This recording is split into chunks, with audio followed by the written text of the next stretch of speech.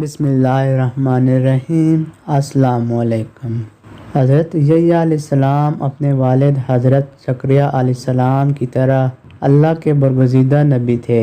آپ علیہ السلام کا نام خود اللہ تبارک و تعالیٰ نے تجویز فرمایا۔ ارشاد باری تعالیٰ ہے: اے زکریا، ہم تمہیں ایک ایسے فرزند کی بشارت دیتے ہیں جس کا نام یحییٰ ہوگا۔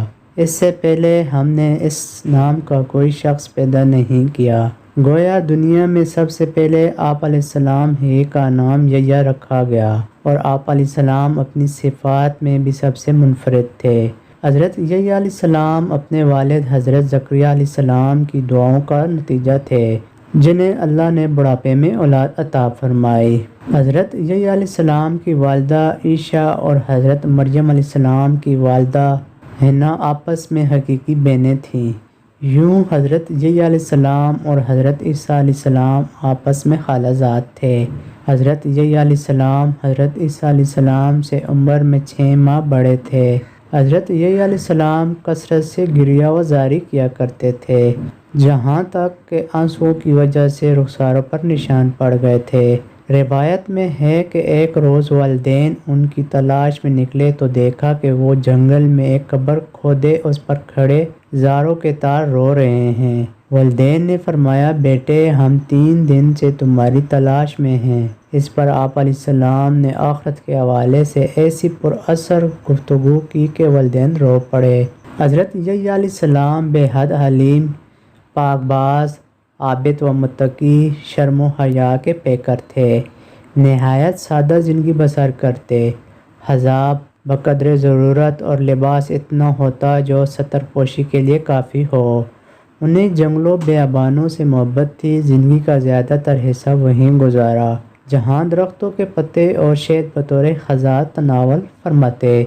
پیاس لگتی تو نہر سے پانی پی لیتے۔ زندگی بھر شادی نہیں کی۔ حضرت عیسیٰ علیہ السلام اون کا لباس پہنتے، جبکہ حضرت یحییٰ علیہ السلام جانوروں کے بالوں کا لباس زیب تن کرتے۔ درہم و دینار تھے، نہ کوئی غلام یا لونڈی۔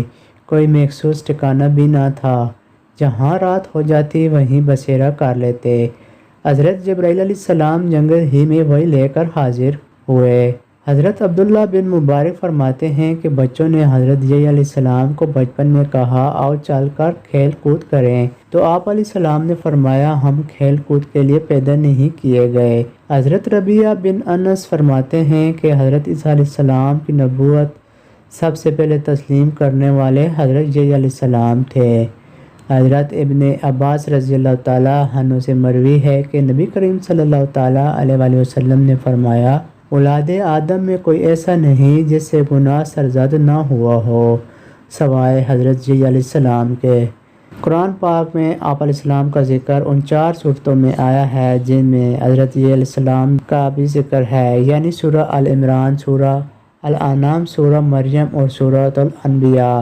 اللہ عز و جل نے حضرت یحییٰ علیہ السلام پر وحی نازل فرمائی ہے: یحییٰ، ہماری کتاب مضبوطی سے تھام لو، اور ہم نے ان کو لڑکپن ہی میں دانائی عطا فرمائی تھی، اور اپنے پاس سے شفقت اور پاکیزگی بھی اور پرہیزگار بھی تھے، اور ماں باپ کے ساتھ نیک سلوک کرنے والے تھے، اور سرکش اور نافرمان نہیں تھے۔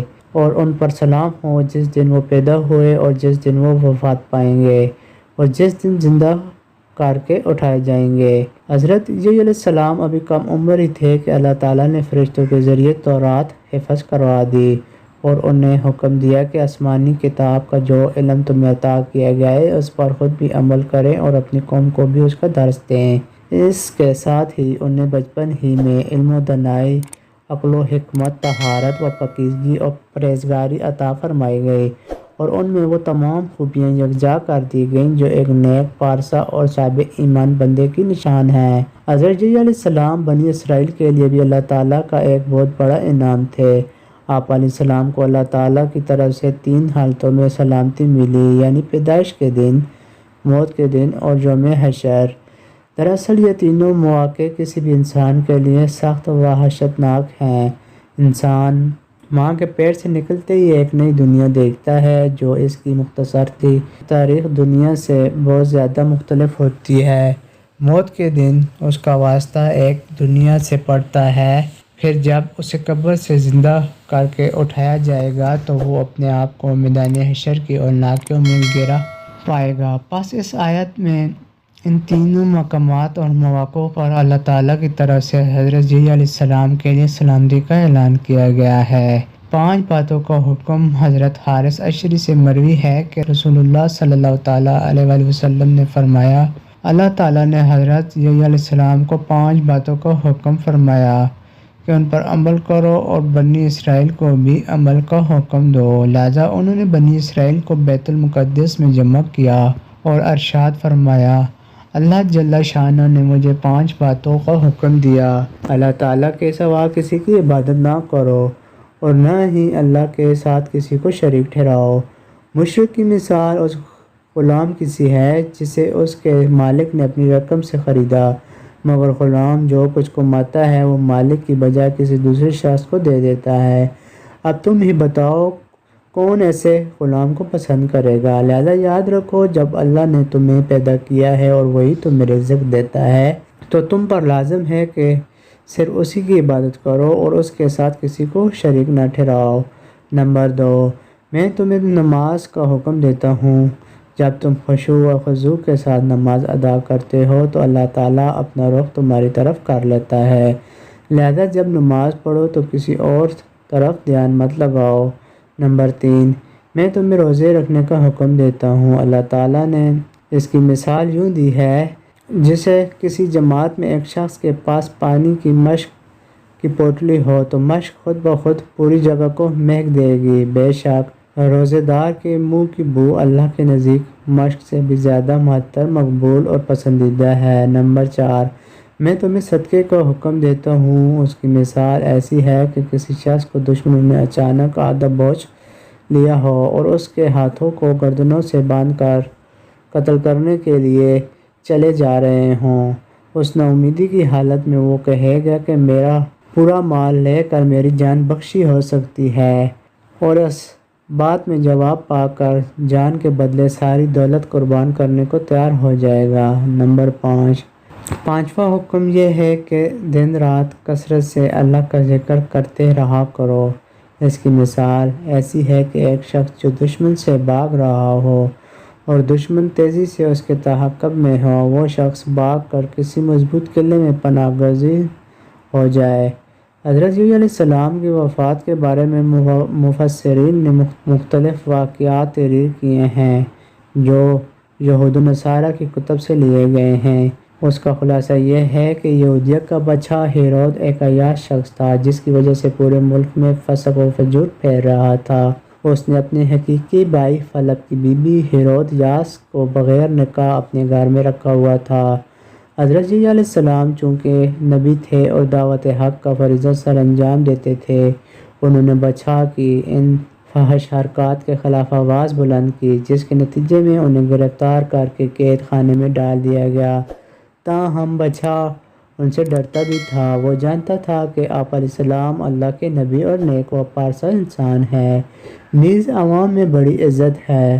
لیکن بادشاہ کی محبوبہ ہیرودیاس حضرت یحییٰ علیہ السلام کی تعلیمات کو اپنے اور اپنی جیسی دوسری بدکار عورتوں کے لیے بہت بڑا خطرہ سمجھتی تھی، چنانچہ وہ آپ علیہ السلام کی جان کے در پہ ہو گئی۔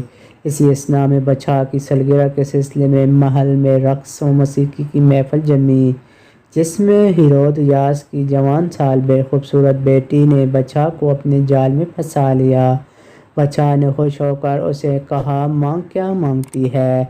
بیٹی نے اپنی ماں سے مشورہ کیا، وہ تو پہلے ہی ایسے موقع کی طاق میں تھی، لہذا بیٹی سے کہا، یحییٰ کا سر مانگ لے۔ بیٹی نے بادشاہ کے سامنے ادب سے جھک کر عرض کیا، ہے بادشاہ سلامت، مجھے یحییٰ علیہ السلام کا سر تھال میں رکھ کر منگوا دیجیے۔ بادشاہ یہ سن کر غمگین تو ہوا، مگر محبوبہ کی بیٹی کی فرمائش کیسے رد کر سکتا تھا؟ چنانچہ اس نے فوراً قید خانے سے حضرت یحییٰ علیہ السلام کا سر کٹوا کر منگوایا اور ایک تھال میں سجا کر محبوبہ کی رقصہ بیٹی کو نظر کر دیا۔ کہتے ہیں کہ دمشق کی جامع مسجد بنی امیہ کے حال میں آپ علیہ السلام کا سر مبارک دفن ہے۔ اموی خلیفہ ولید بن عبد الملک نے یہ مسجد تعمیر کروائی تھی۔ مورخین نے لکھا ہے کہ دوران تعمیر یہاں ایک غار دریافت ہوا، اطلاع ملنے پر خلیفہ خود غار میں داخل ہوئے تو دیکھا کہ ایک صندوق میں انسانی سر رکھا ہوا ہے اور صندوق پر تحریر ہے، یہ حضرت یحییٰ علیہ السلام بن زکریا کا سر ہے۔